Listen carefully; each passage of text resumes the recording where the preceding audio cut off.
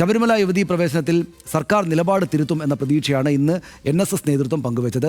ആദ്യ നിലപാട് സർക്കാർ പ്രവർത്തനം കൊണ്ട് തിരുത്തി കഴിഞ്ഞു എന്നായിരുന്നു SNDPയുടെ പ്രതികരണം. സർക്കാർ മുൻ നിലപാട് തിരുത്തിയേക്കും എന്ന് ഉറപ്പ് ലഭിച്ചതുപോലെയുള്ള പ്രതികരണങ്ങളാണ് SNDPയുടെയും NSSന്റെയും ഭാഗത്ത് നിന്ന് ഇന്നും ഉണ്ടായത്. ഈ കോടതിയിൽ ഈ കേസ് നിലനിൽക്കെ തന്നെ അതിനൊരു തീരുമാനമുണ്ടാകാതെ തന്നെ ഈ ഗവൺമെൻറ് തന്നെ ഈ പഴയ ആചാരക്രമങ്ങളിൽ അനുസരിച്ച് കഴിഞ്ഞ 5-6 വർഷമായിട്ട് കാര്യങ്ങൾ നടത്തിക്കൊണ്ട് പോവുകയായിരുന്നു. അതുകൊണ്ടാണ് ഞങ്ങൾക്ക് ഈ സംസ്ഥാന സർക്കാരിൽ പ്രതീക്ഷയുള്ളത്. തിരുത്തേണ്ടത് അവർ തിരുത്തണം. അന്ന് ജനവികാരം കണ്ടല്ലോ.